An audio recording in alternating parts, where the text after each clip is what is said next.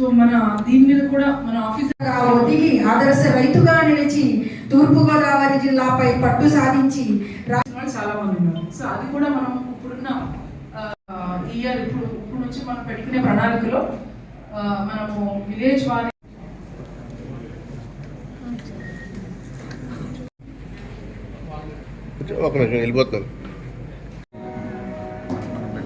సమాజంలో ఉన్న పేదకు కనిపిస్తుంది.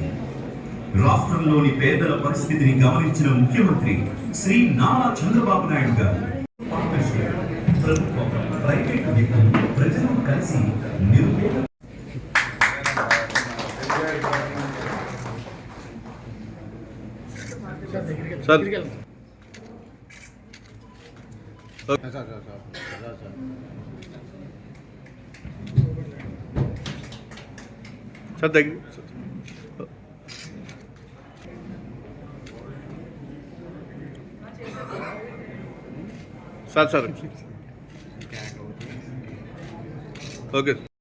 తయారవ్వాలని కూడా కోరుకుంటున్నాం.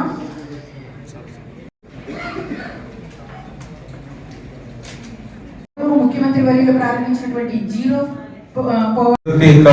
పవర్టీ మిషన్ P4 వచ్చిన తర్వాత పేద వర్గాలు ఎవరైతే ఉన్నారో, అట్టడుగు వర్గాలు ఎవరైతే ఉన్నారో, విసిరిపోయినటువంటి వర్గాలు ఎవరైతే ఉన్నారో వీళ్ళందరిలోనూ కూడా మేము ఒంటరి కాదు, మాకు మార్గదర్శకులు తోడుగా ఉన్నారనేటువంటి ఒక భరోసా, ఒక భద్రత ఈరోజు అట్టడుగు వర్గాల్లో మరి మనకందరికీ కూడా సమాజంలో కనిపిస్తున్నటువంటి పరిస్థితి.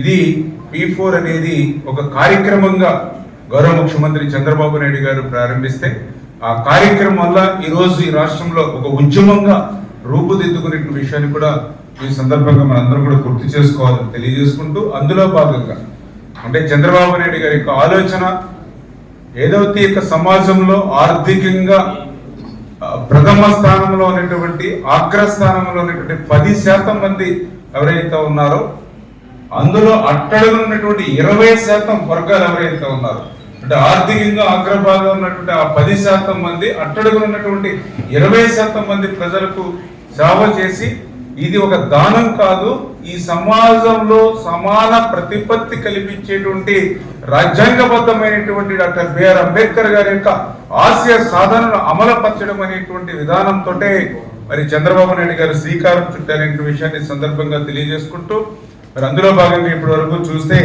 మన ఆంధ్రప్రదేశ్ రాష్ట్రంలో మరి 10.97 లక్షలు బంగారు కుటుంబాలకి మరి ఏదైతే 1.06 లక్షలు మార్గదర్శకులు ఈరోజు ఆంధ్రప్రదేశ్ రాష్ట్రంలో ఉండి ఇప్పటి వరకు ఈ P4 ద్వారా దగ్గర 2.5 లక్షల మంది జీవితాల్లో ఈరోజు వెలుగులు వచ్చినటువంటి విషయాన్ని కూడా ఈ సందర్భంగా గుర్తు తెచ్చుకుంటూ, అంటే ఏదో ఒక అంకెలుగా మాత్రం మనం పరిగణించవలసిన అవసరం లేదు.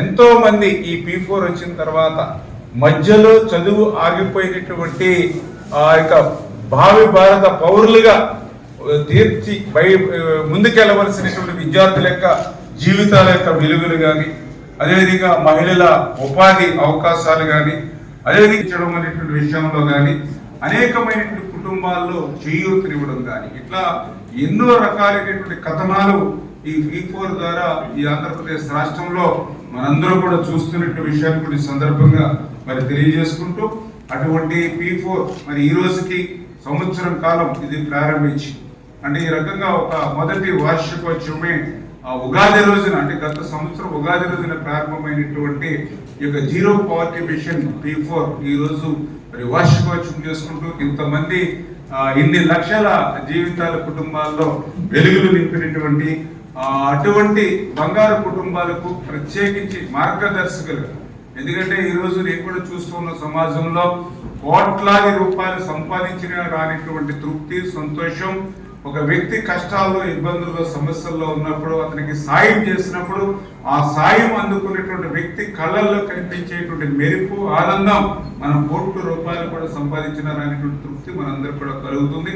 ఆ రకంగా ఈరోజు బంగారు కుటుంబాలకి వెన్నెంటి ఉంటూ తోడుగా ఉన్నటువంటి ప్రతి మార్గదర్శకుడికి కూడా ఈ సందర్భంగా హృదయపూర్వకమైనటువంటి ఈ జిల్లాలో ప్రత్యేకించి ఎవరైతే మరి యొక్క మార్గదర్శకులుగా ఉండి వెలుగులిస్తూ ఉన్నారో మరి వాళ్ళందరికీ కూడా ప్రత్యేకించి హృదయపూర్వకమైనటువంటి ధన్యవాదాలు కూడా తెలియజేసుకుంటూ, చాలా మంది మన జిల్లాలో ఎస్పెషల్లీ ఈ జిల్లాలో ఏ గ్రామానికి వెళ్ళినా ఎక్కడ ఫీల్డ్కి వెళ్ళినా ఎటు వెళ్ళినా సరే అసలు మా దృష్టికే రాకుండా లోకల్గా చాలామంది చాలా అవసరాలు తీర్చుతూ ఉంటారు. కనీసం పక్కన వాళ్ళకు కూడా తెలియకుండా కూడా చేస్తూ ఉంటారు.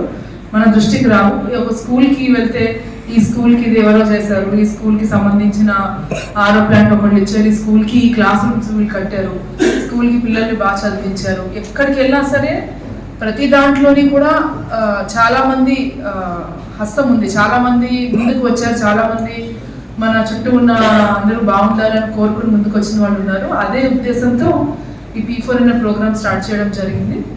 సో డెవలప్మెంట్ మనకు ముందుకు వెళ్ళాలి అంటే కేవలం గవర్నమెంట్ ఒకటి అనుకుంటే సరిపోదు. ఇందులో అందరూ మమేకం అవ్వాలి, ప్రజలు కూడా ఇందులో ఉండాలి, ఇందులో ప్రైవేట్ పార్టిసిపేషన్ కూడా ఉండాలనే ఉద్దేశంతో పెట్టడం జరిగింది.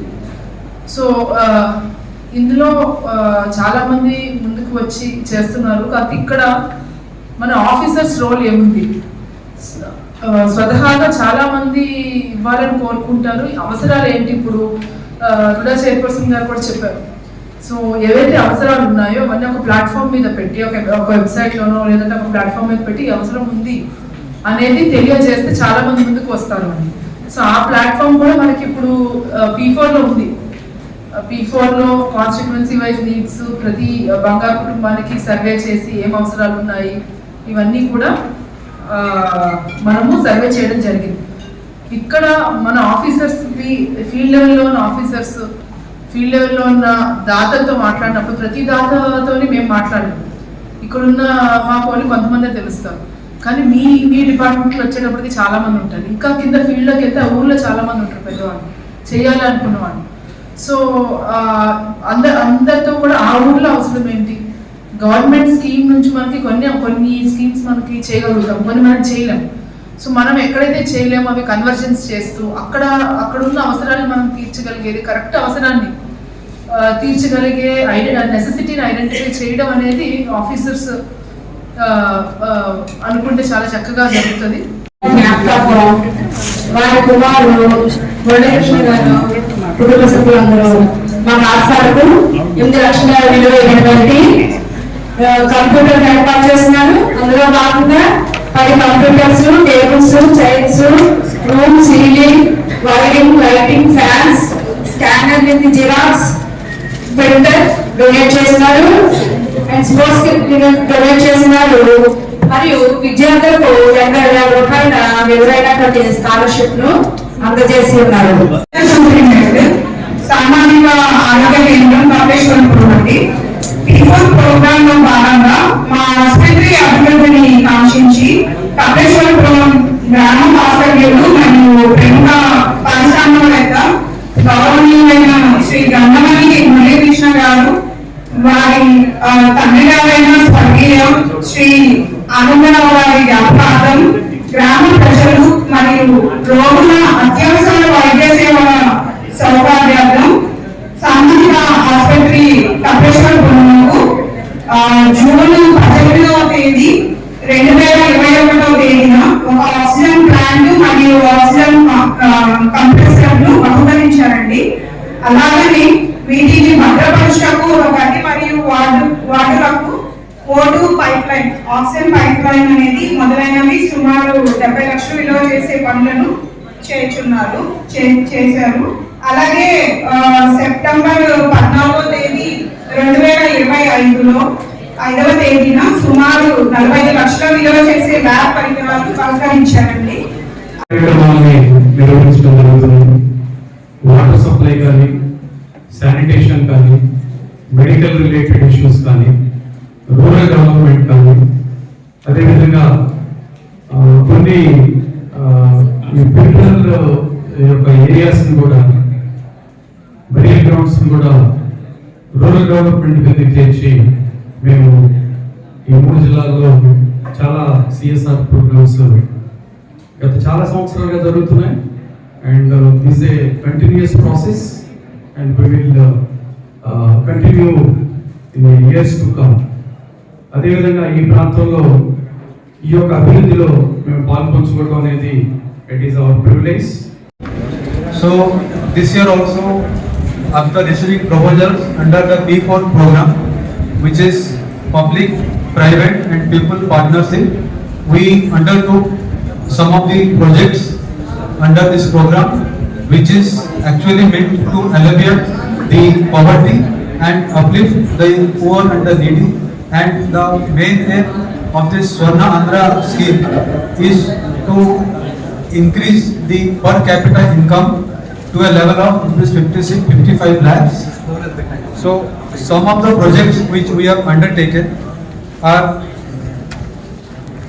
contributed around 38 lakhs of infrastructure development and like by way of a dining set, furniture and repairs and innovations and improvements in the infrastructure.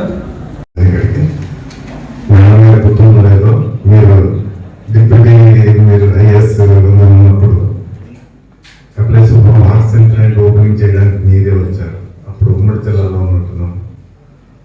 మీ ద్వారా మీ చేతుల మీద కన్నా మార్క్స్ అండ్ ప్లాంట్ ఓపెన్ చేయడం జరిగింది. అది 70 లక్షల రూపాయలతో ఆ రోజు బోయింగ్ తో ఒక ఎంటర్ప్రినేషన్ కార్యక్రమం వాళ్ళు సోషల్ రెస్పాన్సిబిలిటీగా ఇక్కడ వైజాగ్లో పెడతాం. అది ఇదంటే కాదు, మా విలేజ్లో పెట్టాలని చెప్పి నేను ఇక్కడ పెట్టడం, దానివల్ల కరోనా టైంలో చాలా మందికి అది ఉపయోగపడింది. అట్లాగే రీసెంట్గా వాళ్ళ ఫాదర్ యొక్క ఘనమైన ఆనందరావు గారు అని చెప్పి రాజమండ్రి వారికి కూడా సుపరిచితులే వాటి ప్రోగ్రామ్స్ చేపట్టడం జరిగింది. ఆ సందర్భంగానే హాస్పిటల్లో ఏంటి ఏమేమి కావాలి ఏంటని అడిగితే డాక్టర్స్ ఇచ్చినటువంటి దాన్ని బట్టి 2D ఇన్ఫర్మేషన్ కానీ కొంత చాలా మెటీరియల్ ఆయన ఇవ్వడం జరిగింది.